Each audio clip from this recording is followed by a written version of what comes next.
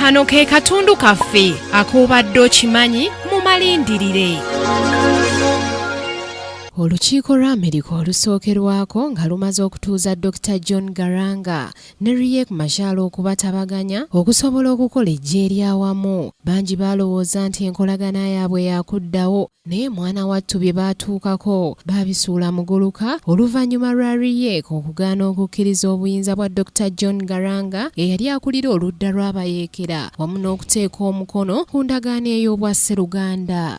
Riek yagoba buli gwe yali yeekengera mu ggye erya Sudan People Liberation United okwali Lam Acol mu Februari w'omwaka 1994 era ng'ono olwagobwa yeeyuna ekibiina kya Kodak ekyali kifugibwa gavumenti mu kitundu kya Upper Nile State. Mu 1994 Riek yadda abulula eggye lye n'afuna abalwanyi abajja erinnya n'alikyusa n'alituuma South Sudan Independence Movement Army okutuusa eggye lino we lyavaawo mu mwaka gwa 1997. Nga Riek n'eggye lye banoonya ameefuga ga South Sudan yafuna obuyambi obw'enjawulo okuva mu gavumenti ya Sudan ey'awamu nga bwe balwanagana n'amagye amalala wakati w'omwaka 1991 n'omwaka 1999 mu ntalo ezaalimu ekiwiwamusaayi omungi awamu n'okwawulayawula mu mawanga. Ku ntandikwa y'omwaka 1995 okulwanagana wakati w'eggye lya South Sudan Independent Movement Army erya Riek Machar ne Sudan People Liberation Army erya John Garanga okumwafiira abantu enkomo kwateekebwako ekkomo.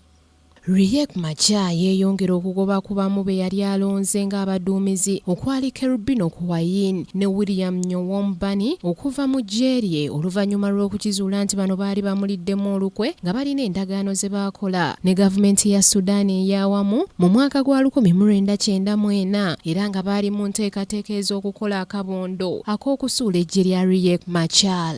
Ebiseera ebyo Riek Machar yali anywezezza enkolagana ye n'abantu ab'enjawulo naddala ab'eggwanga lye ery'Abanwar, Jikani wamu n'abalala nga mu njogera ey'ennaku zino yali awambye. Mu 1996 Riek yateeka omukono ku ndagaano ne President Omar Hassan Bashir ate mu mwaka gwa 1997 n'ateeka omukono ku ndagaano ey'emirembe eya Khartoum Peace Agreement wamu ne gavumenti era nga mu ndagaano eno yafuuka omuyambi wa President wa Omar Hassan Bashir wa Sudan n'afuuka omukulembeze w'amasaza agakola South Sudan kati era n'aweebwa ekyobuduumizi omukulu ow'eggye lya South Sudan Defensive Forces omwali abo bonna abaaliko abayeekera ate nga baateeka omukono ku ndagaano eya Khartoum Peace Agreement. Akabinja ka South Sudan Unity Movement nga kano kaali kakulirwa Paul Matips kaleeta amaanyi ku Riek Machar n'eggye lye ne kagobaganya nnyo abantu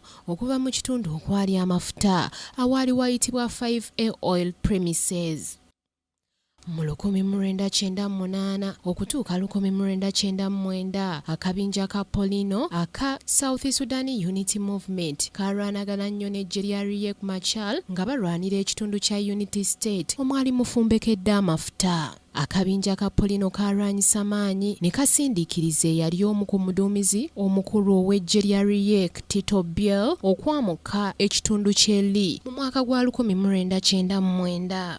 Riek Machar n'eggye lye okulemererwa okulwanirira bannansi obutagobwa mu Unity State omwali amafuta kyaleetera Abanwel okuggyamu Riek obwesige. Olunaku olw'enkya tosubwa ebyaddirira. Ku lwa Kingdom TV amalindirire Samali Kisaache.